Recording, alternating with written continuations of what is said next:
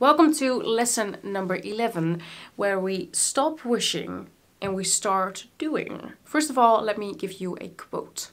"The only impossible journey is the one that you never begin," by Tony Robbins. So I'm just going to cut through what the problem is here is that people don't think that they're capable enough. And by not thinking that by thinking that they're not capable enough, they create doubt in their life. And doubt leads to procrastination. Doubt also is overthinking. Overthinking creates worry, and worrying is like paying a debt that you don't owe, which Mark Twain said. We can always, in every situation where we want to do something, come up with the best excuses. But we kind of forget that we also train ourselves in procrastinating. We always come in this cycle when we're procrastinating where we have to do something, we procrastinate it, we feel bad about it, and then we think, okay, shit, well, I'm not capable enough, not worthy enough, and then we're back to procrastinating because we're just putting more doubt and more worrying into our minds. I have demonstrated that exact pattern for years. I'm not saying that I am immune to it, not at all. I've done that, and guess what? It doesn't feel good anymore to do that.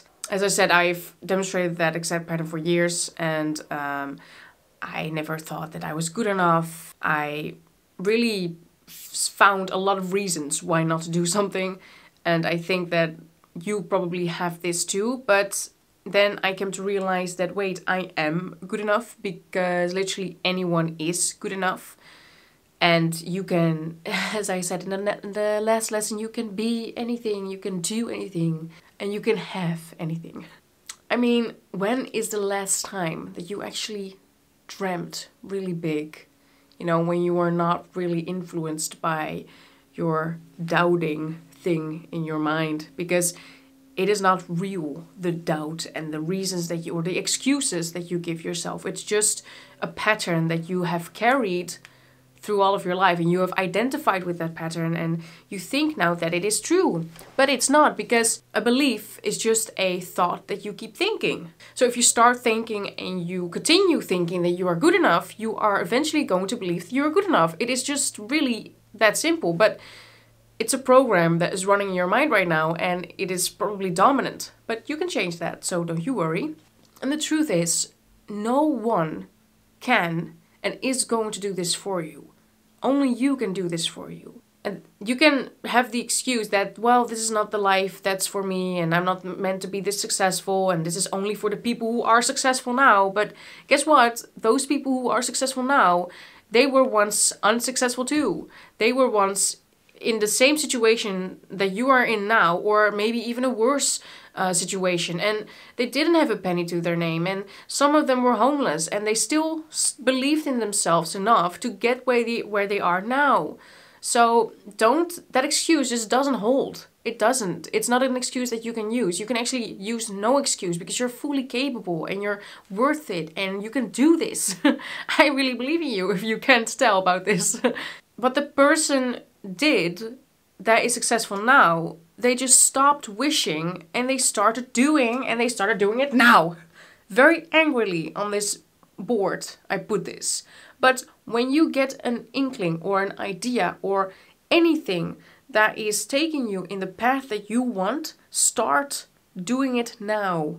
Start doing it, because that is from the infinite intelligence, that is from the universe. You are finally open for ideas, and then the ideas will flow to you and you have to act upon them now. I don't care if you're not ready. I don't care if you don't have enough money. I don't care, okay? Do it now. Because otherwise that idea is going to go away and you're not going to remember it. Or it's going to take a really long time because you're back into the pattern and you're back into closing yourself off from the information that flows freely. So if you become in alignment and you become happy and you start believing yourself and you just give yourself thoughts that you want and become aware of those thoughts, do it.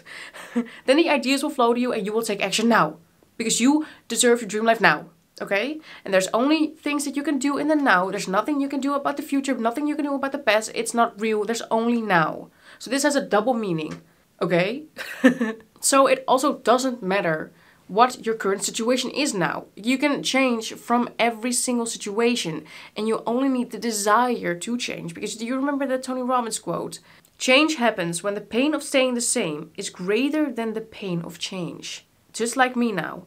I am not capable of staying the same anymore because it hurts. It physically, well, that doesn't physically hurt, but it mentally just hurts to not undertake some action now. Now.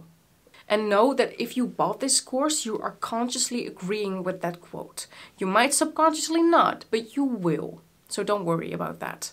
And I have still, too, the belief that pops up of not being good enough for what I want and not being worthy enough. But it just does not stop me anymore. It just doesn't have any value to me anymore because I have gone through too much and I have known too much pain in order to just let that govern my life and to just accept that belief again. Because, well, it's also because of the Tony Robbins quote, and it's also because sometimes you just come to a stage in your life when you're saying to yourself, I have had enough. And it's not just the, oh, I hate my job or I don't like where I live. It is the actually, I have had enough, you know? Because sometimes just feel that you look at your current situation and you're just almost disgusted by it because you're like, I can do so much more than this. You know, you really just step into your worth. That is what that means. You just block away all the bullshit that you've been feeding yourself and that you have been identifying with for such a long time. And you just come into this power and you're saying to yourself, fuck, this is not the life that I want. And I'm so ready to change this now. That is how it's going to feel. And also, if you've bought this course, you are really agreeing with this. You probably really want to change. And that will happen. So when that pattern comes up again for you, the, well, I'm not good enough, and blah, blah, blah, you just observe the pattern, don't judge it. Judging it gives it more energy, and just let it go away because it is not real. It is not who you are. It's not the real you because the real you knows that there's no danger at all. There's nothing at stake. There's nothing to be scared of. There's no people to think about or people to take into any account because, well, it's about you. It's about helping yourself first. Like the last lesson, you only have to help yourself. You don't have to do anything to anyone else in order to change your life. And you don't have to care about what others think. You don't have to care about money. You don't have to care about your parents, your spouse, your fucking dog, not anything. And why is that? Because we all die anyway. There's not a person that's going to remember you in 3 generations from now. There's just not, it just doesn't matter.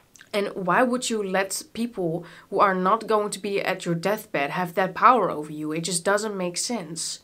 You only have to listen to yourself. You only have to state what you want and follow that. And when you get ideas or anything else, do it now and really trust yourself that that's just good. If it feels good, then there's nothing wrong with what you're doing.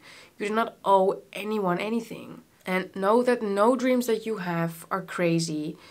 You only have to relight this fire that has always been inside of you and that is not scared of anything that you want to undertake because it is actually not scared because it knows that it's safe. It knows that life is eternal, we are eternal, and the only thing that makes us think that we're not is the illusion of death. But who knows what happens after we die? We don't have any people who have come back, you know, or they have NDEs, near-death experiences, but they can't really tell us what happens after.